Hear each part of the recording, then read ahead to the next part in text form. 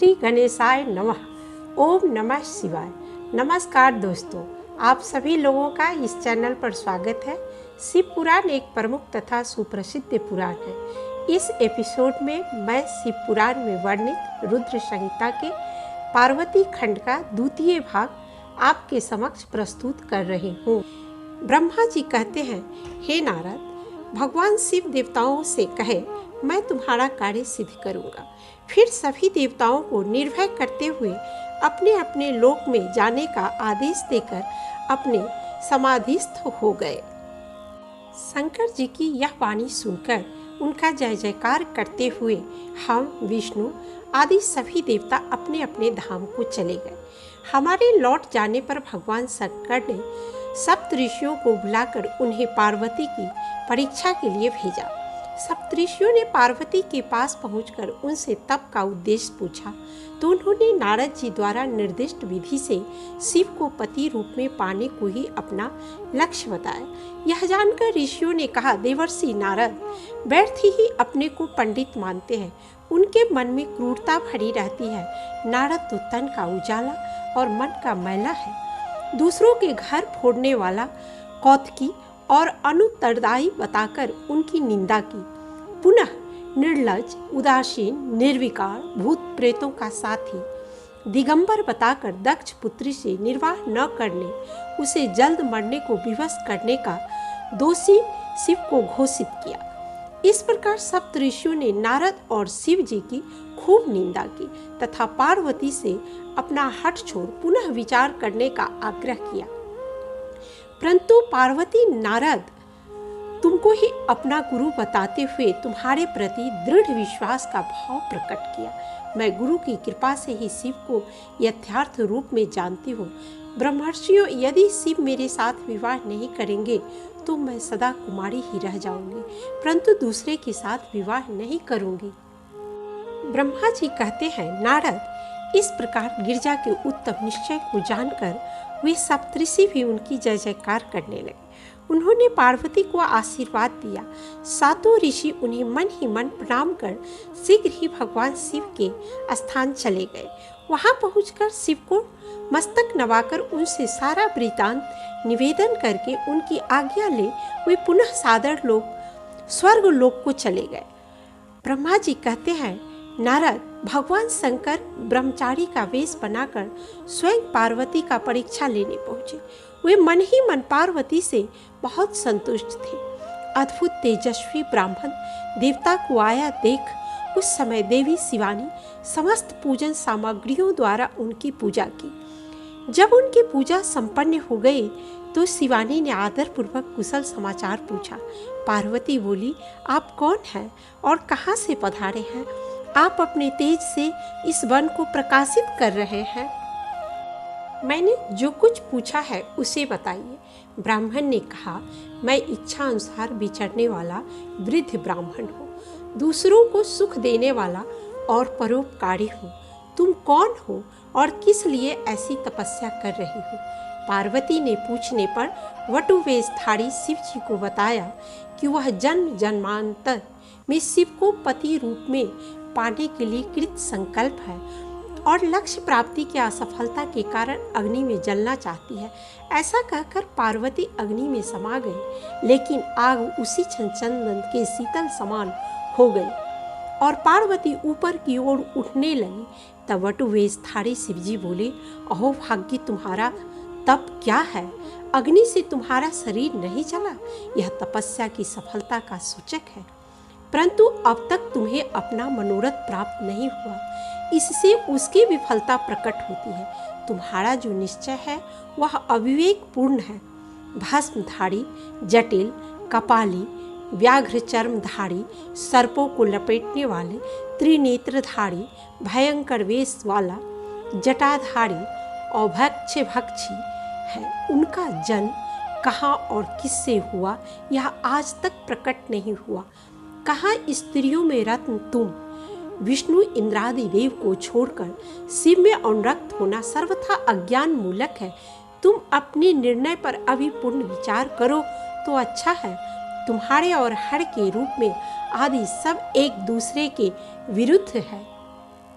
ब्रह्मा जी कहते हैं, नारद, यह सुनकर पार्वती विचलित हो उठी और शिव निंदक के लिए मृत्यु दंड ही उपयुक्त बताती हुई बोली, तुम ब्रह्मचारी होकर भी शिवजी के मूल तत्व से सर्वथा अनभिज्ञ प्रतीत होते हो। भगवान शिव के भजन से ही जीव मृत्यु को जीत लेता है और निर्भय हो जाता है। उन्हीं की सेवा से सेवक को लोक में कभी कष्ट न होने वाली लक्ष्मी प्राप्त होती है। ब्रह्मा और विष्णु भी कभी महात्मा हर के समान नहीं हो सकते, फिर दूसरे देवताओं की तो बात ही क्या।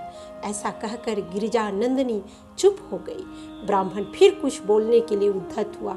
पार्वती बोली, सखी, अधम ब्राह्मण को यत्न पूर्वक रोको, यह केवल शिव की निंदा ही करेगा।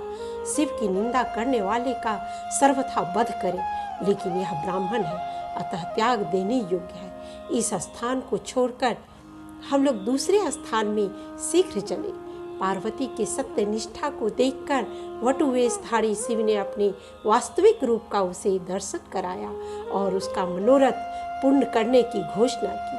भगवान शंकर के साक्षात दर्शन से कृत्य कृत्य पार्वती ने उनके प्रति आभार प्रकट कर वेद तथा मर्यादा के अनुसार उसके पिता से उसे मांग लेने कर उसके साथ विवाह करने की शिवजी से सविनय विनती की। ब्रह्मा जी कहते हैं, नारद, शंकर जी से वरदान पाकर पार्वती अपने पितृगृह लौट आई। उनके आने से माता पिता, संबंधियों और परिजनों को बड़ा ही हर्ष हुआ। सभी ने पार्वती की भूरी भूरी प्रशंसा करते हुए उन्हें प्रणाम किया। लोगों ने चंदन सुंदर फूलों से शिवा देवी का सानंद पूजन किया। देवताओं ने भी उनके ऊपर फूलों की वर्षा करते हुए स्तुति की। नारद, एक दिन भगवान शंभु सुंदर नट का रूप धारण किए हुए पार्वती की मां मेनका के पास गए। वह स्त्रियों के पास बैठी थी। वहां नट रूप शिवजी सुंदर नृत्य और अत्यंत मनोहर नाना प्रकार के गीत गाए। उनके उत्तम नृत्य और मधुर गीत को सुनकर सभी मोहित हो गए। उस समय मेना सोने की थाली में बहुत से सुंदर रत्न उन्हें प्रसन्नतापूर्वक देने के लिए गई, परंतु उन्होंने उन रत्न को स्वीकार नहीं किया। वे भिक्षा में उनकी पुत्री शिवा को ही मांगने लगे। यह सुनकर हिमवान और मेना बहुत कुपित हो गए और उन्हें डांटने फटकारने लगे। फिर तो भिक्षुक नट अनेक प्रकार का अपना रूप दिखाए। श्री हरि के पूजा के समय जो जो फूल चढ़ाए थे सभी भिक्षुक के मस्तक पर विराजमान था। कभी ब्रह्मा रूप, कभी विष्णु, कभी जगत के नेत्र रूप सूर्य के आकार में दिखा। इसके बाद वे महान अद्भुत रुद्र के रूप में दिखाई दिए। उनके साथ देवी पार्वती भी थी। इससे उन्हें बड़ा विस्मय हुआ और तुरंत ही परमानंद में निमग्न हो गए। तदनंतर भिक्षुक शिरोमणि ने हिमवान और मेना से दुर्गा को ही भिक्षा रूप में मांगा। शैलराज ने उनकी उन प्रार्थना को स्वीकार नहीं किया। फिर भिक्षु ने कोई वस्तु नहीं ली और वहां से अंतर ध्यान हो गए। तब हिमवान और मेना को उत्तम ज्ञान प्राप्त हुआ। भगवान शिव हमें अपनी माया से छलकर अपने स्थान को चले गए। ब्रह्मा जी बोले, हे नारद, मीना और हिमवान की भगवान शिव के प्रति उच्च कोटि की अन्य भक्ति देख इंद्र आदि सब देवता परस्पर विचार करने लगे। संत गुरु बृहस्पति और ब्रह्मा जी की सम्मति के अनुसार सभी मुख्य देवताओं ने शिव जी के पास जाकर उनको प्रणाम किया। वह हाथ जोड़कर उनकी स्तुति करके और हिमवान की अन्य शिव भक्ति के विषय में सारी बातें आदरपूर्वक बताए। देवताओं के अनुरोध से वैष्णव ब्राह्मण के वेश में शिव जी हिमवान के घर गए। हिमवान प्रीतिपूर्वक उनका आदर सत्कार किया और विधिवत उनका पूजन करके शैलराज पूछे, आप कौन हैं? वे श्रेष्ठ ब्राह्मण बोले, मैं उत्तम विद्वान वैष्णव ब्राह्मण हूँ और ज्योतिषी की वृत्ति का आश्रय लेकर भूतल पर भ्रमण करता हूँ। मन के समान मेरी गति है। मुझे ज्ञात हुआ है कि तुम अपनी लक्ष्मी श्री की सुंदर रूप वाली दिव्य सुलक्षणा अपनी पुत्री को एक आश्रय रहित, निसंग, कुरूप, अवगुण, श्मशानवासी, व्यालग्राही, जटाधारी, वेद मार्ग भ्रष्ट महादेव जी के हाथ में देना चाहते हो। मेरा मत है आप अपनी सुलक्षणा कन्या उनके हाथों में ना सौंपे। ज्योतिष की बातों से प्रभावित होकर मीना ने अपने पति से सुदृढ़ अनुरोध किया कि मेरी पुत्री भले ही आजीवन अविवाहित रह जाए, परंतु मैं उसका विवाह शंकर से कदापि नहीं करूंगी। उसने यह भी कहा, यदि मेरी बात न मानी तो मैं पार्वती के गले में फांसी डालकर वन में चली जाऊंगी, विष खाकर अथवा पर्वत से कूदकर अथवा समुद्र में डूबकर अपना प्राण दे दूंगी। यह कहकर मीना कोप भवन में चली गई और खाना पीना छोड़कर उदास रहने लगी। इधर भगवान शिव को इस बात का पता लगा, तब उन्होंने अरुंधति सहित सप्त ऋषियों को बुलाया तथा मीना के पास जाकर उन्हें समझाने की आज्ञा दी। शिव जी का आदेश पाकर शिव को नमस्कार करके वे दिव्य ऋषि आकाश मार्ग से उस स्थान को चल दिए जहाँ हिमवान की नगरी थी। ब्रह्मा जी कहते हैं, इस समय वे मुनि आकाश से उतरकर पृथ्वी पर खड़े हो गए। हिमवान बड़े आदर के साथ आगे बढ़े और उन सप्तऋषियों को प्रणाम करने के पश्चात उन सब की पूजा की तथा उन्हें आगे करके कहा, मेरा गृहाश्रम आज धन्य हो गया। आज मैं धन्य हो गया क्योंकि आप जैसे विष्णु रूपी महात्मा मेरे घर पधारे। इस सेवक के योग्य कोई कार्य हो तो कृपया पूर्वक उसे अवश्य कहें, उसे पूर्ण करने से मेरा जीवन सफल हो जाएगा। ऋषि बोले, शैलराज, भगवान शिव को जगत का पिता कहा गया है और शिवा जगन माता मानी गई है, अतः तुम्हें महात्मा शंकर को अपनी कन्या देनी चाहिए। हिमवान बोले, मैं और मीना उस वैष्णव ब्राह्मण की बात सुनकर ज्ञान भ्रष्ट हो गया हूँ। आपसे सच कहता हूँ, भिक्षुक रूपधारी महेश्वर को बेटी देने की मेरी भी अब इच्छा नहीं है। तब ऋषियों ने अरुंधति को मेनका के पास भेजा।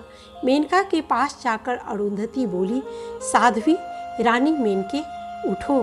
यह सुनकर मेनका शीघ्र उठ गई और उन पतिव्रता देवी के चरणों में मस्तक रखकर बोली, मैं और मेरी पुत्री आपकी दासी के समान है, आप हम पर कृपा कीजिए। अरुंधति ने उनको बहुत अच्छी तरह समझाई बुझाई और उन्हें साथ ले वे उस स्थान पर आई जहाँ वह सप्त ऋषि विद्यमान थे। हिमालय ने कहा, मैं शिव के पास कोई राजोचित सामग्री नहीं देखता हूँ। सप्तऋषि पर्वतराज हिमालय को समझाते हुए कहा, लोक तथा वेद में 3 प्रकार के वचन हैं। प्रथम शास्त्र वाक्य, द्वितीय स्वतः सुविचारित विवेक सम्मत वाक्य तथा तृतीय तत्वज्ञों द्वारा श्रुत वाक्य।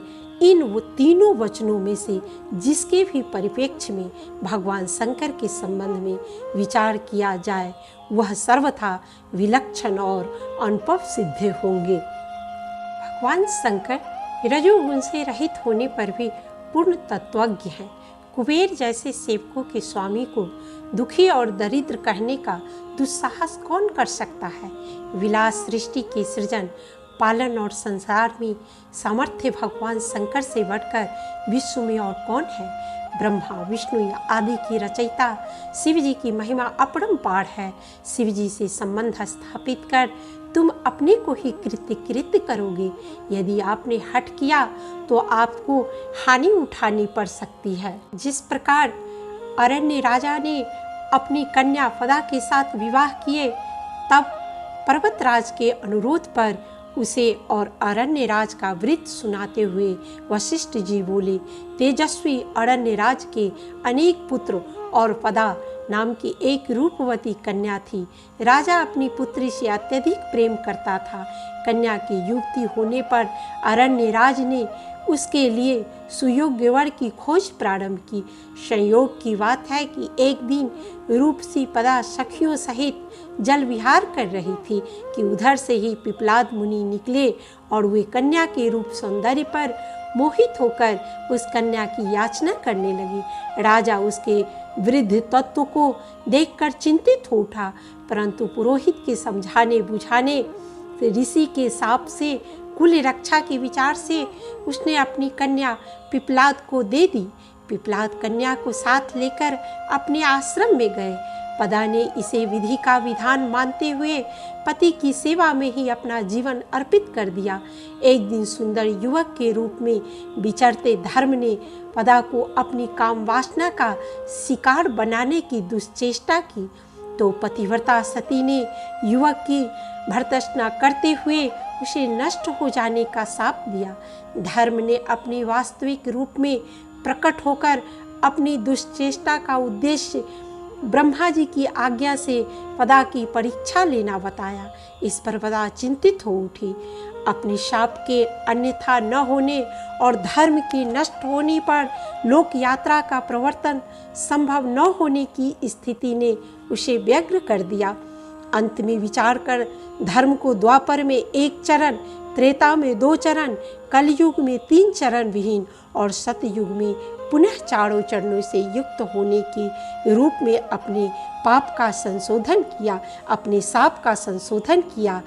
इधर धर्म के पिपलाद को यौवन का वरदान दिया, जिससे पदा ने उसके साथ सुख विलास करके अपने जीवन को सफल बनाया। यह सुनकर वशिष्ठ जी बोले, हे पर्वतराज, जिस प्रकार अरण्यराज ने अपने कुल की रक्षा की, उसी प्रकार तुम भी अपनी पुत्री का शिव जी से विवाह करके यश के भागी बनो। आज से 1 सप्ताह व्यतीत होने पर शुभ एवं दुर्लभ मुहूर्त आने वाला है। उस समय चंद्रमा बुध के साथ, रोहिणी तारागण के साथ युक्त है। मार्गशीर्ष का महीना है और चंद्रमा सर्वदोष रहित है, जबकि लगन पर संपूर्ण शुभ ग्रहों की दृष्टि होगी, पाप ग्रहों की दृष्टि नहीं होगी तथा बृहस्पति ऐसे स्थान पर स्थित होंगे जहाँ से उत्तम संतान और पति का सौभाग्य देने में समर्थ होंगे। ऐसे मुहूर्त में तुम अपनी कन्या मूल प्रकृति ईश्वरी जगदम्बा पार्वती को जगत पिता भगवान शिव के हाथ में देकर कृतार्थ हो जाओ।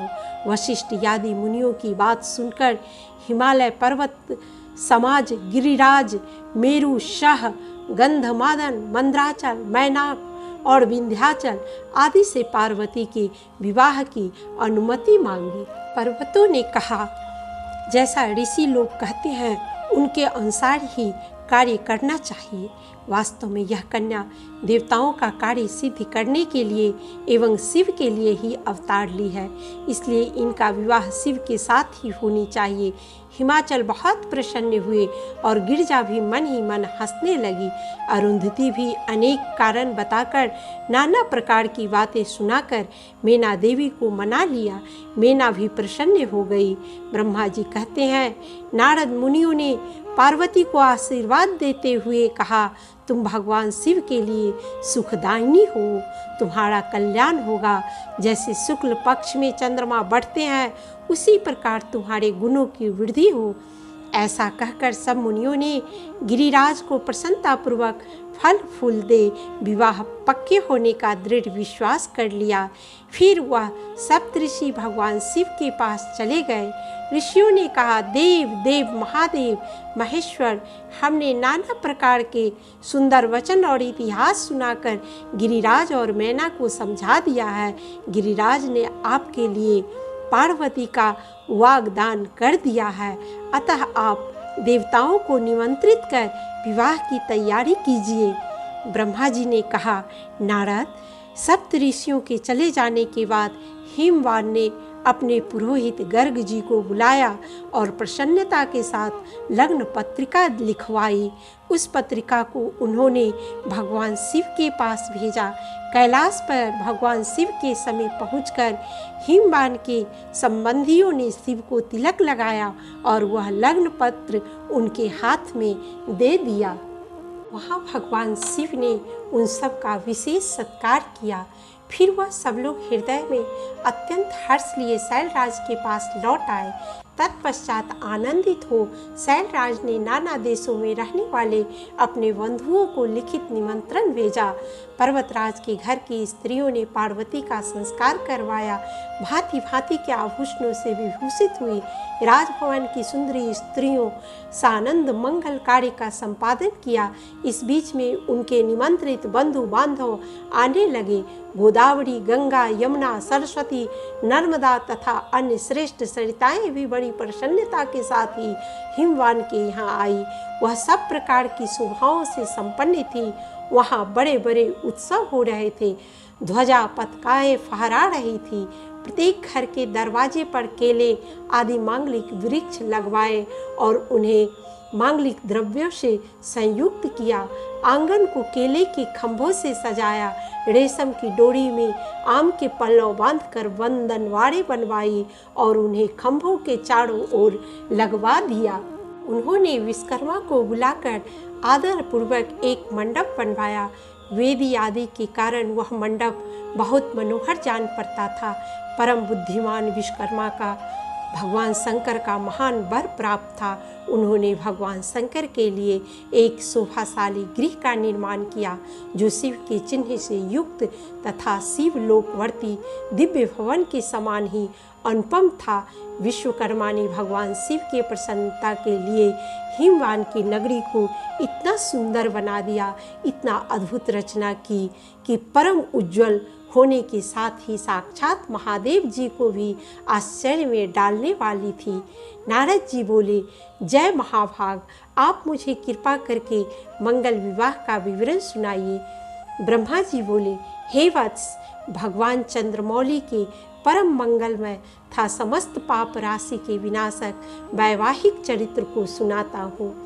मंगल पत्रिका पाकर महादेव जी ने तुम्हें स्मरण किया और तुम्हारे वहाँ उपस्थित होने पर तुम्हें ब्रह्मा, विष्णु, इंद्र तथा सूर्य आदि सभी देव, यक्ष, गंधर्व, किन्नरों तथा अप्सराओं को अपने विवाह उत्सव में सम्मिलित होने का निमंत्रण देने का आदेश दिया। तुम्हारे द्वारा सभी आमंत्रित अतिथियों के पहुँचने पर शिव जी ने सबका यथोचित स्वागत किया। इसके पश्चात शिव जी को दुल्हा के वेश में सजाया गया। उस समय सातों मातृकाएं वहाँ बड़ी प्रसन्नता के साथ यथा योग्य आभूषण पहनाने लगी। मुनि श्रेष्ठ परमेश्वर भगवान शिव का जो स्वाभाविक वेश था, वही उनकी इच्छा से उनके लिए आभूषण की सामग्री बन गया। उस समय चंद्रमा स्वयं उनके मुकुट के स्थान पर जा विराजे। उनका जो सुंदर लाटवर्ती तीसरा नेत्र था, वही शुभ तिलक बन गया। मुनि कानों के आभूषण के रूप में 2 सर्प बताए गए हैं। वह नाना प्रकार के रत्नों से युक्त 2 कुंडल बन गए। दूसरे अन्य अंगों में स्थित सर्प उन अंगों के अति रमणीय नाना रत्नमय आभूषण हो गए। उनके शरीर में जो भस्म लगा हुआ था, वही चंदन आदि का अंगराग बन गया और उनके जो गज चर्म आदि परिधान थे, वह सुंदर दिव्य दुकुल बन गए। इस प्रकार उनका रूप इतना सुंदर हो गया, उसका वर्णन करना कठिन है। शिव जी के दुल्हा रूप में सुसज्जित होने पर देवों, नागों, गंधर्वों तथा अप्सराओं ने बारात के प्रस्थान की बात कही। यह सुनकर शिव जी ने विष्णु के कथन पर कश्यप, अत्रि, वशिष्ठ, गौतम, भृगु, बृहस्पति आदि ऋषि द्वारा कराई गई सभी विधियां संपन्न की और ब्राह्मणों के आशीर्वाद लेकर कैलाश से प्रस्थान किया। शंकर जी के उस बारात में ब्रह्मा, विष्णु, इंद्र, लोकपाल, सिद्ध, भूत, प्रेत, वेताल, ब्रह्मा, राक्षस, शाक्नी, प्रथम, यक्ष, गंधर्व, किन्नर तथा अप्सराएं आदि सभी सपरिवार सजे धजे हुए सम्मिलित थे। बारात को नगर के समीप आया देखकर मीना अपनी पुत्री के भावी पति को देखने को व्यग्र हो उठी। उस समय हे नारद, तू उनके सहायक थे। पास से गुजरते प्रत्येक सुसज्जित रूप युवा को देखकर उसके शिव होने का अनुमान करती, परंतु पूछने पर तू इनकार कर देते थे और बताते कि यह यक्ष है, यह गंधर्व है, यह किन्नर है, यह अग्नि है, यह यम है, यह ब्रह्मा है और यह विष्णु है। बताया कि यह सब शिव जी के वंशवाद एवं प्रियजन है और शिव जी इससे बढ़कर सुंदर है। तो मीना मुग्ध हो उठी, परंतु जो ही वे वृषभ पर सवार शिव जी को देखी, जिनके 5 मुख थे और प्रत्येक मुख में 3-3 नेत्र थे, उनके सारे अंगों में विभूति लगी हुई थी जो उनके लिए भूषण का काम कर रही थी। मस्तक पर जटाजूट और चंद्रमा का मुकुट, 10 हाथ उनमें से एक में कपाल लिए, शरीर पर बाघंबर का दुपट्टा और हाथ में पिनाक एवं त्रिशूल, आंखें भयानक, आकृति विकराल और हाथी की खाल का वस्त्र। यह सब देखकर शिवा की माता बहुत डर गई, चकित हो गई, व्याकुल होकर कांपने लगी और उनकी बुद्धि चकरा गई। वह मूर्छित हो गई। उनकी सखियां उन्हें सचेत करने का प्रयास करने लगी। होश में आने पर मीना अत्यंत क्षुब्ध होकर विलाप एवं तिरस्कार करने लगी। पार्वती को, सप्तऋषियों को, अरुंधति को और तुम नारद को अपशब्द सुनाने लगी, सबका तिरस्कार करने लगी। मुने वहाँ उनके इस बर्ताव से हाहाकार मच गया। हिमालय ने कहा, हे प्रिय, तुम इतनी व्याकुल क्यों हो? भगवान शंकर को तुम भी जानती हो, किंतु नाना रूप वाले भगवान शंकर के विकट रूप को देखकर घबरा गई हो। मैं शंकर जी को भली भांति जानता हूँ, वही सबके प्रतिपालक हैं, पूजनीय के भी पूजनीय हैं तथा अनुग्रह एवं निग्रह करने वाले हैं। निष्पाप प्राण प्रिय, हट ना करो, शीघ्र उठो और सब कार्य करो। इस बात को सुनकर मीना हिमालय से बोली, आप अपनी पुत्री पार्वती को निर्दयतापूर्वक मार डालिए, ऐसा करके आप पूर्ण सुखी हो जाइए। परंतु यदि आप हट करके पार्वती का विवाह शंकर से करेंगे तो मैं निश्चय ही अपने प्राणों को त्याग दूंगी। यह देखकर स्वयं पार्वती ने अपनी माँ को समझाने की चेष्टा की। पार्वती बोली, मुझे शिव के हाथों में सौंप दो और अपने गृहस्थाश्रम को सार्थक करो। यदि तुम मुझे इनके हाथों नहीं दोगी तो मैं किसी वर का वरण नहीं करूँगी। अब तुम्हारी जैसी इच्छा हो करो। पार्वती की यह बात सुनकर मीना पार्वती पर बहुत क्रोधित होकर डांटने लगी। ब्रह्मा जी कहते हैं, मैं फिर उस समय मीना के पास जाकर युक्ति पूर्वक उसके आगे शिव तत्व का वर्णन करने लगा, परंतु वह टस से मस नहीं हुई। अंततः विष्णु जी ने जब मीना को अनेक प्रकार के से समझाया तो उसने किसी प्रकार यह स्वीकार किया कि यदि शंकर सुवेशधारी बनकर रहना स्वीकार करे तो मैं यह संबंध मान सकती हूँ। फलतः अति सुसज्जित वेशभूषा में शिव जी को मीना के समक्ष लाया गया और उन्हें इस रूप में देखकर मंत्रमुग्ध मीना ने संतोष प्रकट किया। इस प्रकार बिगड़ती स्थिति संभल गई। भगवान शिव के श्री अंगों की छवि कोटि कामदेव से भी अधिक मनोहारिणी थी। वे अपने सभी अंगों से परम सुंदर थे। ऐसे सुंदर उत्कृष्ट देवता भगवान शिव को जमाता के रूप में सामने खड़ा देख मीना की सारी शोक चिंता दूर हो गई। वे अपने दामाद की शोभा का सानंद अवलोकन करती हुई आरती उतारने लगी। इधर काली पूरी से बाहर जाकर अंबिका देवी की पूजा करने के पश्चात ब्राह्मण पत्नियों के साथ पुनः अपने पिता के रमणीय भवन में लौट आई। ब्रह्मा जी कहते हैं, नारद, वेद मंत्रों द्वारा हिमवान ने दुर्गा और शिव का उपस्नान करवाया। भगवान शिव के द्वारा दिए हुए आभूषणों से देवी शिवा को अलंकृत किया गया और फिर उनकी आरती उतारी गई। उस समय उनकी बड़ी शोभा हो रही थी। इसके बाद बृहस्पति ने लगन देखकर शिव जी की ओर से और गर्ग के ने पर्वतराज की ओर से विवाह संस्कार संपन्न कराया। गर्गाचार्य ने हिमाचल और मीना से कन्यादान कराया। जब गोत्राचार पढ़ने का समय आया तो गर्ग ने शिव जी से भी गोत्र प्रवर और कुल आदि बताने को कहा। इस पर तुमने अरूप, परब्रह्मा, निराकार, निर्विकार, मायातीत शिव की महिमा का गान कर अन्य पक्ष वालों को, कन्या पक्ष वालों को इस प्रकार की लौकिक बातें शिव जी से न पूछने के लिए समझाया। कन्यादान का समय बीतते देखकर मेरू आदि संबंधियों के अनुरोध पर हिमालय ने कन्यादान किया और दहेज में विपुल सामग्री देकर शिव जी को संतुष्ट किया। ब्रह्मा जी कहते हैं, नारद, तदनंतर मेरी आज्ञा पाकर महेश्वर ने ब्राह्मणों और अग्नि की स्थापना करवाई और पार्वती को अपने आगे बिठाकर वहाँ ऋग्वेद, यजुर्वेद तथा सामवेद के मंत्रों द्वारा अग्नि में आहुतियाँ दी। तात उस समय काली के भाई मैनाक ने लावा की अंजलि दी और काली तथा शिव दोनों ने आहुति देकर लोकाचार का आश्रय ले प्रसन्नतापूर्वक अग्निदेव की परिक्रमा की। इस तरह मैंने शिवा शिव विवाह का शेष कार्य प्रसन्नतापूर्वक पूरा किया। फिर उन दोनों दंपति के मस्तक का अभिषेक हुआ। ब्राह्मणों ने आदरपूर्वक ध्रुव का दर्शन कराया, बड़े उत्साह के साथ स्वस्ति वाचन किया।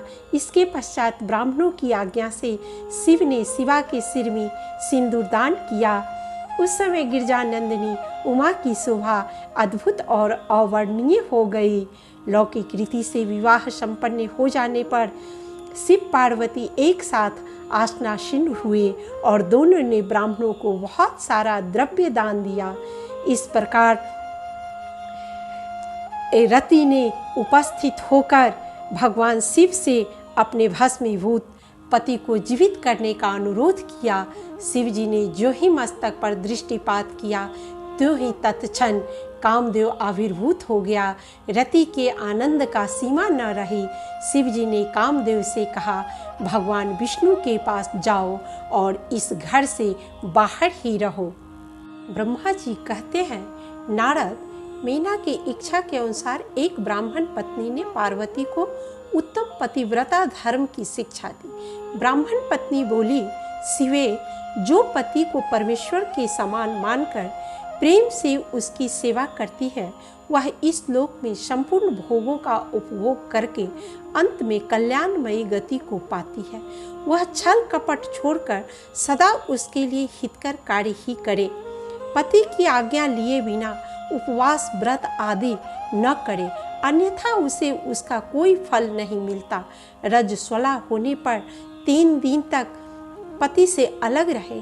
पति की आयु बढ़ाने की अभिलाषा रखने वाली पतिव्रता नारी हल्दी, रोली, सिंदूर, काजल, चोली, मांगलिक आभूषण आदि केशों को संवारना तथा हाथ कान के आभूषण, इन सब को अपने शरीर से दूर न करे।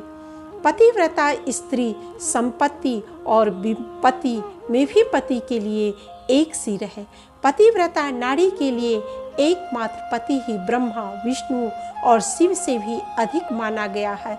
पतिव्रता का पैर जहाँ जहाँ पृथ्वी का स्पर्श करता है, वहाँ वहाँ की भूमि पाप हारनी तथा परम पावन बन जाती है। देवी, पति प्रणव है और नारी वेद की ऋचा। पति तप है और स्त्री क्षमा। नारी सत्कर्म है और पति उसका फल। शिवे, सती नारी और उसके पति दोनों दंपति धन्य है। गिरिराज कुमारी, अब तुम प्रसन्नता पूर्वक पतिव्रता के भेदों का वर्णन सुनो। देवी, पतिव्रता नारियां भेद से 4 प्रकार की बताई गई है: उत्तमा, मध्यमा, निकृष्टा और अति निकृष्टा। भद्रे, जिसका मन सदा स्वप्न में भी अपने पति को ही देखता है, दूसरे किसी परपुरुष को नहीं, वह स्त्री उत्तम श्रेणी की पतिव्रता कही गई है। शैलजी, जो दूसरे पुरुष को उत्तम बुद्धि से पिता, भाई एवं पुत्र के समान देखती है, उसे मध्यम श्रेणी की पतिव्रता कहा गया है। पार्वती, जो मन से अपने धर्म का विचार करके व्यभिचार नहीं करती, सदाचार में स्थित रहती है, उसे निकृष्टा अथवा निम्न श्रेणी की पतिव्रता कहा गया है। जो पति के भय से तथा कुल में कलंक लगने के डर से व्यभिचार से बचने का प्रयत्न करती है, उसे अति निकृष्टा निम्नतम कोटि की पतिव्रता बताया गया है। शिवे, ये चारों प्रकार की पतिव्रताएं समस्त लोगों का पाप नाश करने वाली और उन्हें पवित्र बनाने वाली है। शिवे, तुम तो साक्षात जगदम्बा महेश्वरी हो। तुम्हारे पति साक्षात भगवान शिव हैं। तुम्हारा तो चिंतन मात्र से स्त्रियां पतिव्रता हो जाएंगी। देवी, तथापि आज लोकाचार का आश्रय ले मैंने तुम्हें सती धर्म का उपदेश दिया है। यह कहकर ब्राह्मण पत्नी शिवा देवी को मस्तक झुका चुप हो गई। इस उपदेश को सुनकर शंकर प्रिया पार्वती देवी को बड़ा हर्ष हुआ। ब्रह्मा जी कहते हैं, नारद, सब कार्य विधि पूर्वक हो जाने पर जब बारात कैलाश पर लौटने लगी तो हिमाचल ने और अधिक ठहरने का अनुरोध किया। पुनः बहुत सारा अन्न धन देकर बारात को रवाना किया।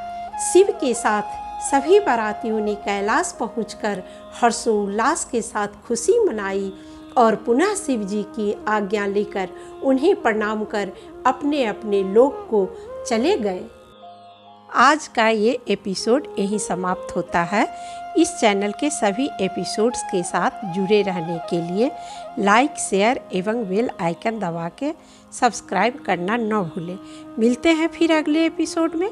तब तक आप सभी लोग अपना ख्याल रखें। महादेव की कृपा आप सबों पर बनी रहे। हर हर महादेव।